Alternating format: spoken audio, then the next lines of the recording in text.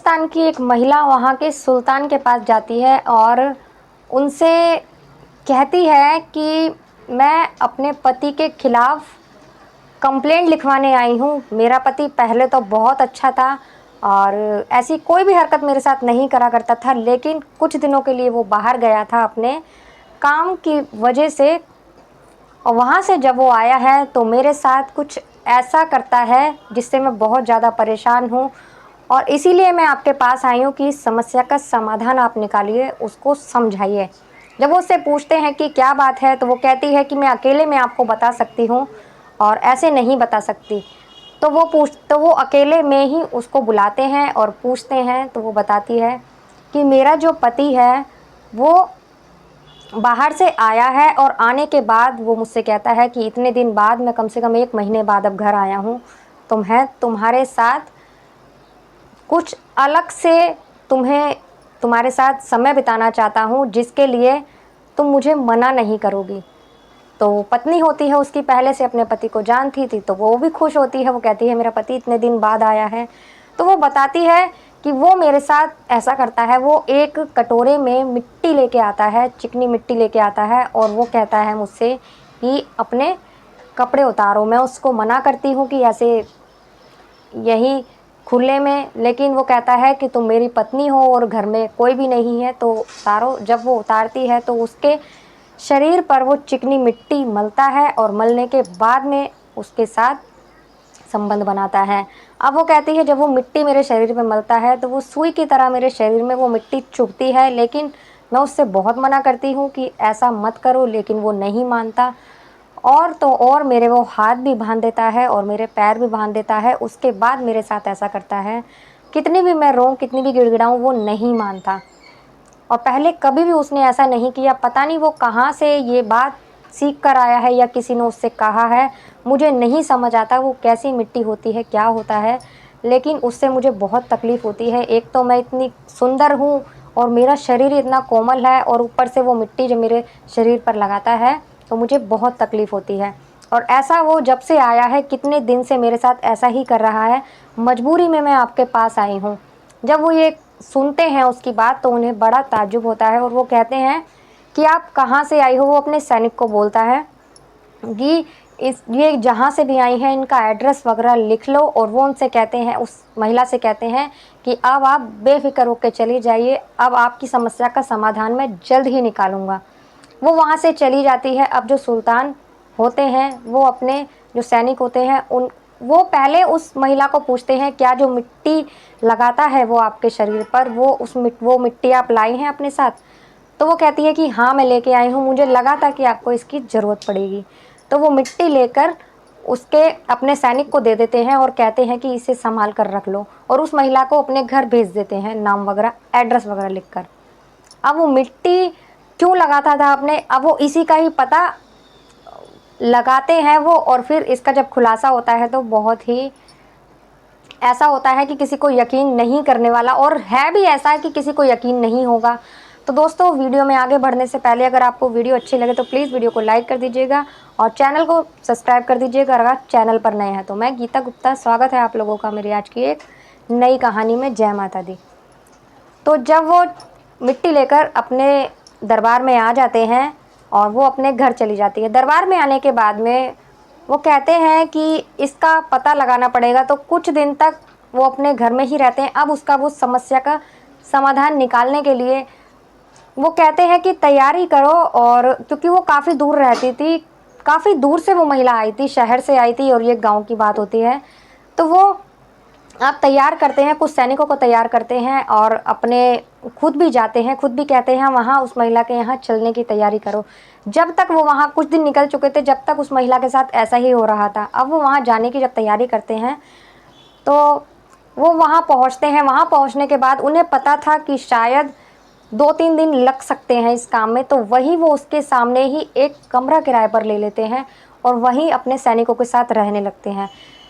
1-2 दिन रहते हैं और वहाँ खिड़की से वो देखते थे, उसके मतलब घर को देखते थे कि इसमें कौन आता है, कौन जाता है। पहले वो यही सब देखते रहते हैं। जब एक दिन पूरे दिन वो इसी चीज़ को देखते हैं, जब वो देखते हैं कि इस घर में कोई नहीं आता, सिर्फ उसका पति और पत्नी ही रहते हैं इस घर में। और दूसरा दिन जब होता है तो उसका पति उस दिन आता है और हाथ में वही एक कटोरा लेके आता है और उसमें पहले वो जहाँ बकरी पालते हैं वहाँ जाता है, वहाँ से कुछ ही देर में निकल के आता है और फिर उसी कटोरे में पानी डालता है, उस मिट्टी को घोलता है, फिर वो अंदर चला जाता है। जाने के कुछ देर बाद ही अंदर से उसकी पत्नी के चिल्लाने की आवाज़ आने लगती है, चीखने की। तो वो समझ जाते हैं कि अंदर से वही अपनी पत्नी के साथ वही हरकतें कर रहा है, अब हमें अंदर चलना चाहिए।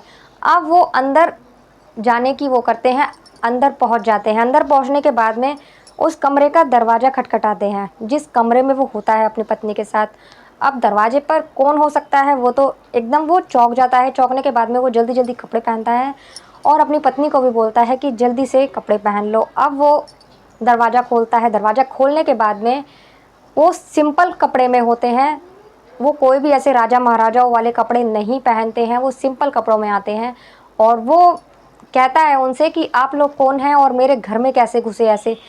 अब वो कहते हैं कि हम कैसे घुसे ये मत पूछो, ये बताओ कि तुम अपनी पत्नी के साथ ये क्या कर रहे हो और वो क्यों चिल्ला रही है।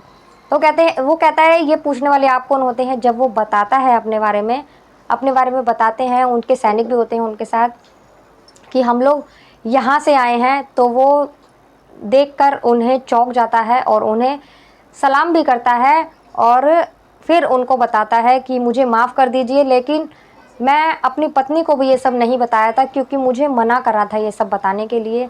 वो कहता है कि कितने साल हो गए हमारी शादी को और हमारे कोई औलाद नहीं थी। अब जब मैं अपने काम के सिलसिले से 1 महीने के लिए जब बाहर गया हुआ था, वहाँ मैंने अपने एक दोस्त को बोला था कि हमारे कोई भी औलाद नहीं है और हम बहुत परेशान हैं औलाद की वजह से। कितने जगह जगह हम चले गए, लेकिन मेरी पत्नी को कोई औलाद नहीं है। तो वो कहते हैं कि यहाँ एक वैद्य है जो कि ऐसे ही दवाइयाँ देते हैं, ऐसा ही मतलब कोई ऐसा इलाज बताएंगे जिससे तुम्हारी पत्नी को औलाद ज़रूर होगी। 1 महीने के अंदर तुम्हारी पत्नी के गर्भ ठहर जाएगा।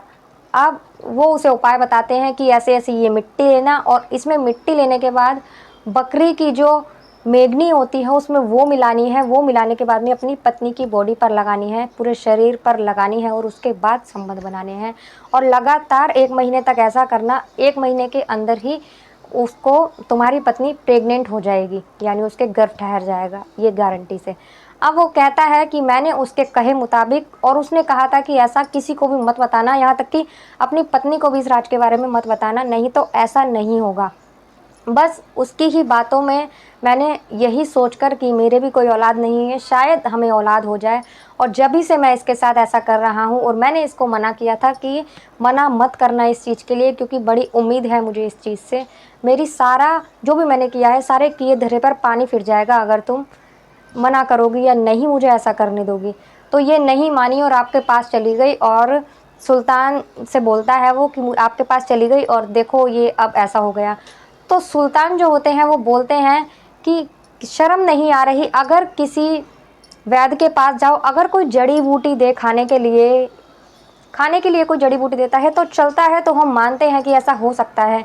लेकिन कोई मिट्टी लगाने से और बकरी की मेगनी डालकर उसको लगाने से क्या ऐसा हो सकता है? इतना दिमाग तो तुम्हारे अंदर भी होना चाहिए। वो बहुत सी बातें उसे समझाते हैं तो उसकी समझ में आ जाती है और वो कहता है कि मैंने अपनी पत्नी को इसीलिए नहीं बताया कि किसी भी महिला को अगर पता चलेगा कि उसके शरीर में बकरी की मेंगनी मिलाकर मिट्टी लगाई जा रही है तो कोई भी महिला इस बात के लिए राजी नहीं होगी।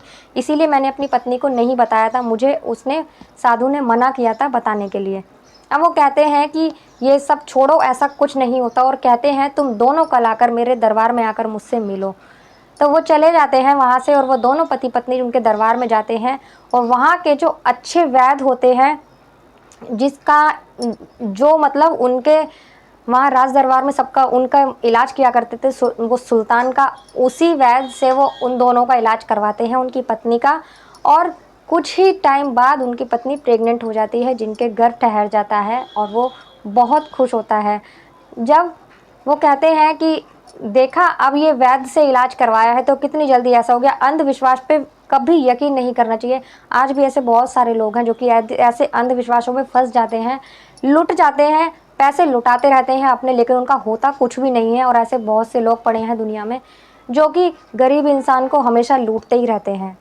अंधविश्वास से दूर भागना चाहिए, अंधविश्वास के कभी भी झांसे में नहीं आना चाहिए। तो दोस्तों, कैसी लगी आपको कहानी? अगर अच्छी लगी हो तो प्लीज़ कमेंट कर ज़रूर बताना। मिलते हैं अगली किसी वीडियो में एक नई कहानी के साथ। तब तक के लिए नमस्कार।